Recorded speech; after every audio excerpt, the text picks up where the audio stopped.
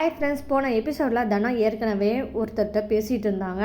அது யாருன்னா, தன்னோட முன்னாள் கணவரான கணேசமூர்த்தியோட ஆசையை நிறைவேற்றுற வகையில் ஒரு வீடு கட்டிகிட்டு இருந்தாங்கல்ல.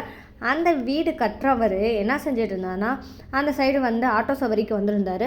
அப்போ தனா கேட்டிருந்தாங்க, என்ன சார் எப்படி வேலை போகுது அப்படின்னு சொல்லி கேட்டாங்க. என்னம்மா சொல்கிற, வேலை அப்படியே தான் நிற்கிது, எதுவுமே நடக்கலை அப்படின்னு சொல்கிறாங்க. அது மட்டும் இல்லாமல் ஏன் சார் அப்படின்னு சொல்லி கேட்கும்போது, உங்கள் அத்தைகிட்ட நான் பேசினேன், ஆனால் உங்கள் அத்தை இப்போதைக்கு காசு இல்லை அப்படின்னு சொல்லிட்டாங்க, அதனால் வேலை நிப்பாட்டி வச்சுருக்கோம். இனி கொஞ்ச நாளாக யாராவது வேலை இருக்குது அப்படின்னு சொல்லிட்டா நாங்கள் அந்த சைடு போயிட்டோம்னா கண்டிப்பாக திருப்பி இந்த வீடை நாங்கள் கட்டுறதுக்கு வர முடியாது அப்படின்னு சொல்லிட்டு அந்த கொத்தனார் சொல்கிறாரு. கேட்ட தானே என்ன செய்கிறதுன்னு தெரியாமல் முழிக்கிறாங்க. வர எபிசோடில் தனம் என்ன பண்ணுவாங்கன்னா, கண்டிப்பாக ருக்மணி அம்மாவை பார்க்க போவாங்க. ஏன் வீடு கட்டாமல் இருக்கீங்க அப்படின்னு சொல்லி கேட்பாங்க. அதுக்கு ருக்மணி அம்மா என்ன சொல்லுவாங்கன்னா, இல்லைம்மா தனம், இப்போதைக்கு அமௌண்ட்டு காசு இல்லை அப்படின்னு சொல்ல போகிறாங்க. அத்தை, நான் இப்போ ஆட்டோ ஓட்ட வந்துட்டேன், அதனால் கண்டிப்பாக நான் வீடு கட்ட உதவுறேன் அப்படின்னு சொல்லுவாங்க. அது மட்டும் இல்லாமல் இனிமேல் நானும் சேர்ந்து குடும்பத்தை பார்த்துக்கிறேன் அப்படின்னு ருக்மணி அம்மாட்ட சொல்ல போகிறாங்க தனம். அதுக்கு ருக்மணி அம்மா, இல்லை தனம் வேணாம், நீ கல்யாணம் பண்ணிட்டு போயிட்ட, உன்னோட குடும்பத்தை தான் நீ பார்க்கணும் அப்படின்னு சொல்லி ருக்மணி அம்மா சொல்லுவாங்க. அது மட்டும் இல்லாமல் இந்த வீடை கண்டிப்பாக நான் கட்டி முடிச்சிருவேன், ஏன்னா நானும் வேலைக்கு போகிறேன், சத்ரியன், சௌந்தர்யா, சாலினி இவங்க எல்லாமே கண்டிப்பாக அவங்களோட பங்கை போடுவாங்க அப்படின்னு சொல்லி ருக்மணி அம்மா சொல்ல போகிறாங்க. இதை கேட்டதானா என்ன சொல்லுவாங்கன்னா, என்னத்தை நீங்கள் இன்னும் என்னை ஒதுக்கி வச்சு தான் பார்க்குறீங்களா, நான் இன்னொரு வீட்டுக்கு போயிட்டாலும் நான் உங்கள் மருமகள் இல்லையா அப்படின்னு சொல்லிட்டு தனா கேட்க தான் போகிறாங்க.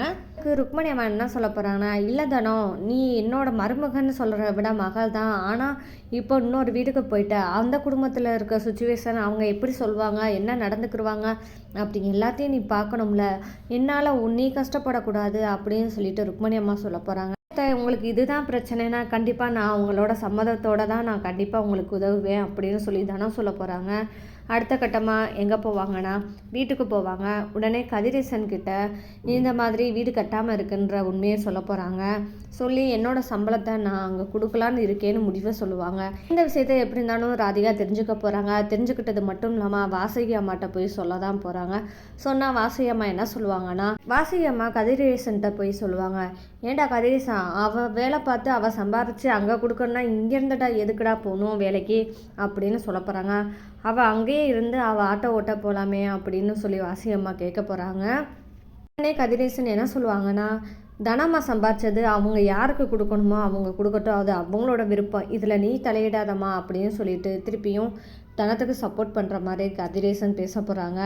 இதை பார்த்தோன்னையுமே ராதிகா என்ன சொல்ல போகிறா, எப்போ பார்த்தாலும் தனத்தை விட்டு கொடுக்காமே சப்போர்ட் பண்ணிகிட்டு இருக்காங்க அப்படின்னு சொல்லிட்டு நினச்சிக்கிட்டு இவளை எப்படி இருந்தாலும் வீட்டை விட்டு கிளப்பணும் அப்படின்னு சொல்லிட்டு கண்டிப்பாக இன்னமும் பிரச்சனையை ஏற்படுத்துறதுக்கான பிளான் பண்ணலாம் ராதிகா. வர எபிசோடில் ராதிகா ஏற்கனவே என்ன பண்ணியிருந்தாங்கன்னா, இவங்க 2 பேர்த்துக்குள்ளே எல்லாமே நடந்துருச்சா, வாழ ஆரம்பிச்சிட்டாங்களா அப்படின்னு சொல்லிட்டு பார்க்க வந்திருப்பாங்க. எங்கன்னா கடைக்கு வந்திருப்பாங்க. கடைக்கு பக்கத்தில் இருக்கிற மரத்துக்கிட்ட ஒளிஞ்சிருந்து பார்த்துக்கிட்டு இருப்பாங்க. பார்த்தா கதிரேசன் என்ன பண்ணுவார்னா, தனமும் கதிரேசனும் சேர்ந்து வாழலைன்ற விஷயத்த ராதிகா தெரியக்கூடாது அப்படின்றதுக்காக என்ன பண்ணுவாங்கன்னா, பூவை தனத்து தலையில் வைக்கிறதுக்காக போவார்.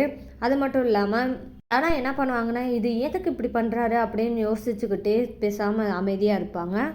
இதை பார்த்து கடுப்பாகி போன ராதிகா கண்டிப்பாக என்ன செய்வாங்கன்னா, 2 பேரும் சேர்ந்து வாழ ஆரம்பிச்சிட்டாங்க போல் அப்படின்னு சொல்லிட்டு கடுப்பாக்கி வீட்டுக்கு கிளம்ப போகிறாங்க. ராதிகா போன பிறகு என்ன சொல்லுவாங்கன்னா, தனம்மா என்னை மன்னிச்சிடுங்க, நான் இந்த மாதிரி பண்ணது தப்பு தான், ஆனால் எனக்கு வேறு வழி இல்லை, ஏன்னா ராதிகாவும் பாயாசமும் இங்கே நம்ம எப்படி இருக்கோம்னு சொல்லிட்டு பார்க்க வந்திருந்தாங்க, அவங்களுக்கு எந்த சந்தேகம் வந்துடக்கூடாதுன்ற காரணத்துக்காண்டி தான் உங்கள் தலையில் பூ வச்சேன் தனம்மா, என்னை மன்னிச்சிடுங்கன்னு சொல்லிட்டு கதிரேசன் கேட்க போகிறாங்க. வர எபிசோடு இந்த மாதிரி தான் இருக்கும்னு யாரெல்லாம் நினைக்கிறீங்களோ என்னோட சேனலுக்கு மறக்காமல் சப்போர்ட் பண்ணுங்கள். அது மட்டும் இல்லாமல் இந்த வீடியோ பிடிச்சிருந்தா லைக் பண்ணுங்கள். மீண்டும் சந்திப்போம்.